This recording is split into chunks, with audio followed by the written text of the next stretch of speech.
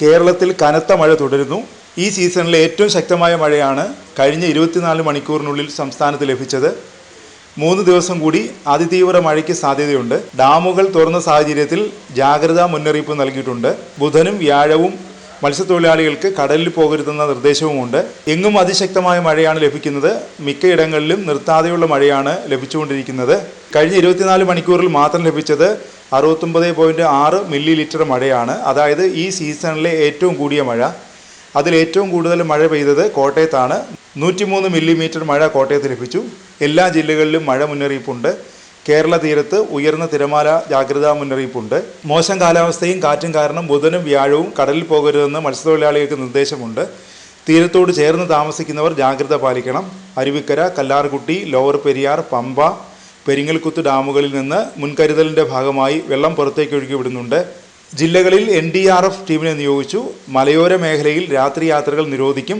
പ്രാദേശിക തലത്തിൽ rapid response team രൂപീകരിക്കാൻ തദ്ദേശ സ്ഥാപനങ്ങൾക്ക് നിർദ്ദേശം നൽകിയിട്ടുണ്ട്. എല്ലാ ജില്ലകളിലും 1 കോടി രൂപ ദുരന്ത നിവാരണ ഫണ്ട് അനുവദിച്ചു. ആവശ്യമായ ക്യാമ്പുകൾ തുടങ്ങാം. ജില്ലകളിൽ 24 മണിക്കൂറും പ്രവർത്തിക്കുന്ന എമർജൻസി സെന്ററുകൾ തുടങ്ങും. മധ്യ കേരള തീരം മുതൽ മഹാരാഷ്ട്ര തീരം വരെ സ്ഥിതി ചെയ്യുന്ന ന്യൂനമർദ്ദ പാത്തിയുടെ ഫലമായി കേരളത്തിൽ മഴ അതിശക്തമായി തുടരും. കേരള തീരത്ത് പടിഞ്ഞാറൻ, തെക്ക് പടിഞ്ഞാറൻ കാറ്റ് ശക്തമായി തുടരുന്നുണ്ട്. അടുത്ത 3 ദിവസം വരെ അതിശക്തമായതോ അതിതീവ്രമായതോ ആയ മഴയ്ക്ക് സാധ്യതയെന്നാണ് കാലാവസ്ഥാ കേന്ദ്രത്തിന്റെ വിലയിരുത്തൽ. റഡാർ ഡേറ്റ പ്രകാരം കേരള തീരത്ത് കാലവർഷക്കാറ്റ് മണിക്കൂറിൽ പരമാവധി 45 മുതൽ 55 കിലോമീറ്റർ വരെ വേഗതയിലാണ് വീശുന്നത്. ശക്തമായ മഴയെ തുടർന്ന് നഗരങ്ങളിലും താഴ്ന്ന പ്രദേശങ്ങളിലും വെള്ളക്കെട്ട് രൂപപ്പെടാൻ സാധ്യതയുണ്ട്. ഈ സാഹചര്യങ്ങളെ പ്രത്യേകം ശ്രദ്ധിക്കേണ്ടതുണ്ട്. മലയോര മേഖലകളിൽ ശക്തമായ മഴ ലഭിക്കുന്ന സാഹചര്യത്തിൽ മണ്ണിടിച്ചിലിന് സാധ്യതയുണ്ട്.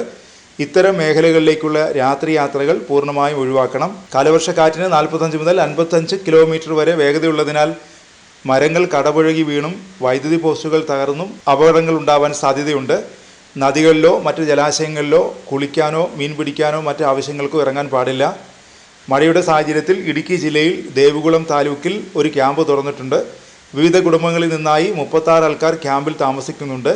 മഴയെ തുടർന്ന് പല ജില്ലകളിലും വീടുകളുടെ നാശനഷ്ടം റിപ്പോർട്ട് ചെയ്തിട്ടുണ്ട്.